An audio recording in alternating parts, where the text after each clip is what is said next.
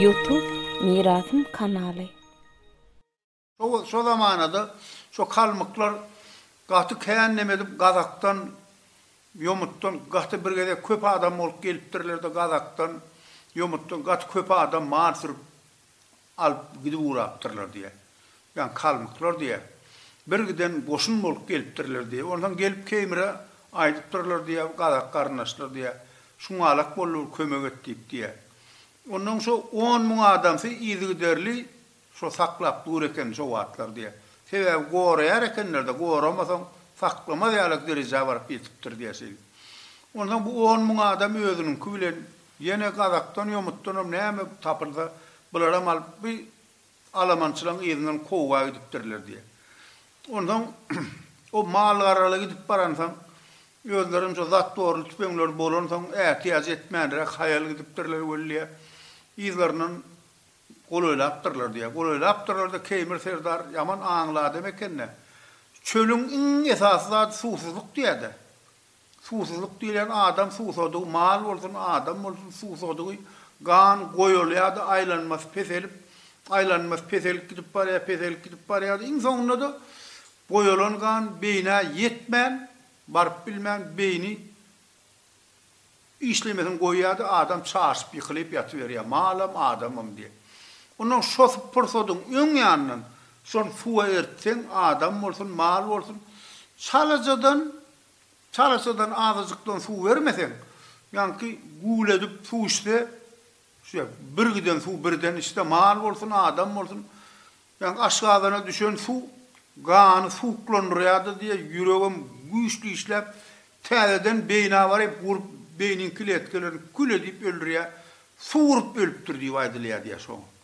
Sonundan saklamak atı kıyın neydi? Bozup parayan, bir giden yesir tutup parayan koşunun önüne geçiptirlerdi. Ön yanına bir gala var eken, Kazaklar biliyor eken ne? Yani gala var eken ne bir palçıktan beyik salınan gala içinde de kuyu var eken o. Kuyu var eken ne çok Kazaklar kalmıklardan korunmak için beyik kaldırıp 200 dönem yeni bir beyik yerde dik durup tüpen atar yani yer edip koyulan gala var eken nedir? Yennam atlıya öňlerine aylanıp şu galanın içine karaşıp durup durulur diye bana. Yani Keymir Serdar bir gidennem adamlardan epesirtinem taşını gizlek koyup durdu diye. Şu anırdan atılıp geleyen attırlar sakladan ak diye de suğun isine diye. Bu ya diye o 5-6 kilometre galandan mallar suğun isine alayadı diye saklacak kumanın yok diye de. Sen hiç eğilecek kumanın yok diye. Sonunun kuya diye epesli yetirmeyen su daşap bırda edip sadece su verip bırda etmeden suyu girip ölüyorlar diye de. İçip ölü, suyu ölüyor diye şey. Onun derveden ağzını açık koyun deyiptir diye. Saklatman geleyen atlar gelip novaların sudan doldurup koyup dururlar diye anırdan gelenini. Çünkü gelen at diye içip din arkan palçırlak diye de üstündeki adamdan onların metre suyu. Vuruşmağa gerek geldi şey. Yıkılanının meyve satarılıyor da. Tüpeğin alıp durmalı yıkılanının tüpeğin alıp durmalı şey diye. Saklap kara yarağlanıp dururlar 5-600 adam gelip dururlar kalağın ağzını yapıp diye. Onun yankı öz tüpeğinlerle özlerini atıştırıp başlaptır diye şey. Şey deyip bunun içinde bir yokor çiğnirek afsiyerini tutup dururlar diye. Son tutup dururlar bol gayıştan niye? O afsiyerlerin bir nemesi oluyor, suğun kötü oluyor. So zamanını orsun rayeti olandan so vatların bar eken so suğun kötü. İçine açıp dururlar oluyor. Bir kağıt var eken ol Keymir Serdar medrese oturandan yankın sıra biliptir diye denemedin. So kart eken niye? Yemeğin kartası ya. Orsiyetten beri kaydilen karta var eken niye?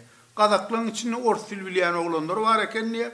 Şey deyip diye bunlar Kazaklar 200 yıl bizden ön özler ihtiyarını orta rayet bolup duran ne olur? Kazakların şey. Yani kartağını okap görüp durur yani. Bu afsiyer olup duran adamı öldürmese kaydiliye. So kartağını görüp durulurdu. Bunu Keymir Serdar yani Kazak okan yerinden aravelip birine özü düşünürüp yazıp koyup dur. Barmalı oğlum gelmeli yerin görünüp dur diye de. Görünürden der o ağınlı adam. Şey deyip bu koşunu yani kalmıklan koşunu sotayda şu ağıllı şu galan içinde bunları pürrüleptirler diye bağırını yara alıp. Onun yankı aftsere de yol örkezip inni yetirlikte yatan adamsın ama anırsı versi yok. Orsiyedin padişahı bilen adam, kiçirek padişahınların bilen ak diye de bulan alamansılık etbereni bilen adam yok diye. Yankın oğullarına çozup kalmaklan oğullarına çozup yerdeminin sonuna yetirlerini çıkarıp özlerinin bağır zatlarını alıp hemme zatlarını alıp kaydıp dururlar oyun ağra daş diyedi. Onun asılan bir soğuk yer kaydışın gelenlerini kışa kolayla yaptır diyedi. Kalın gar yaptırdı diye gar donuptur. Gar donuptur da at diye ayağını vuronunu diye. Atın edil toynunun yukarı yanının saçlığı diyelerdi. Şunu buz, kıras buz olup diye sıyırıp, hamur sıyırıp, inci yalanışlanıp kalıptır diye atla. Yöresen bolcak kumanı yok diye de. Şo tayda kışlamalı yerdemeyin atıptırlar diye.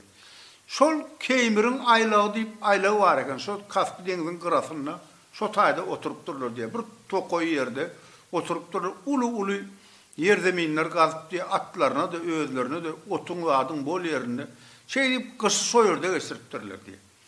Bütün adamların yetirlerini de atların boşadık gelip hemme haraza işaba edip şu atlar zavhozun yerine işaba diyerekender. Sonra adamların bütün yolun sayını tutup kaydık diye soyurdu.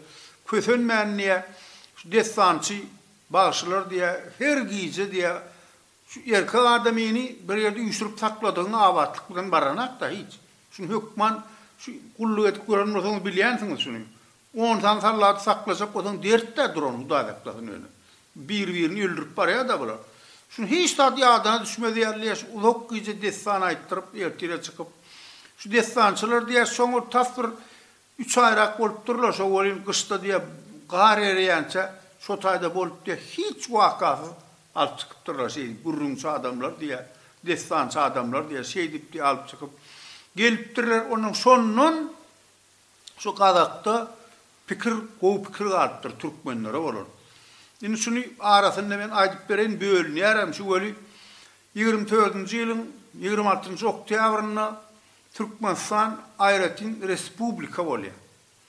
Kazaklar bizden 200 milyon orta birgen sen vazifeli adamları Kazaklan Orslan yukarı okuyacaklarını okaptırlar. Bir giden adam Orslan karşı patış gidenler bir münşlav duruşunu Kazan eline geçip gidip parayan bulmağa çemeller. Hazır eğer sarva bilen tek atamının yatan maları var. Sonun 500 kilometre şerhet berdi. Kazaklan deyip anırtam Kazaklan deyip alıptırlar diye oturan yerli halka han şerhet çekildi. Ön Türkmenistan'a orsun rayeti, Kazakistan'a orsun rayeti şerhet yok da arada. Yani şuna şerhet çekiptirler diyecek.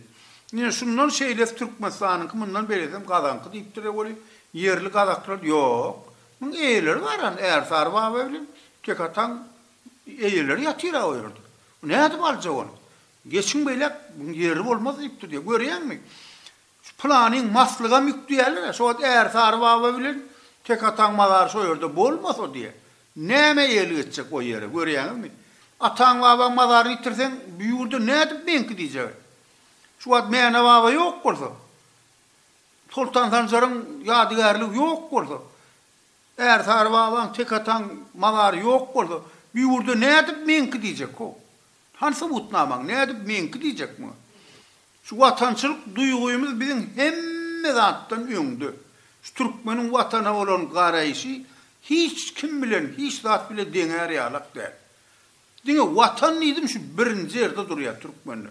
Ehkilsin ne ödem. Hemmek işte hemme zattan birinci yerde vatan duruyor. Son hatirasına da şu yurt dur bizde. Son hatirasına dur.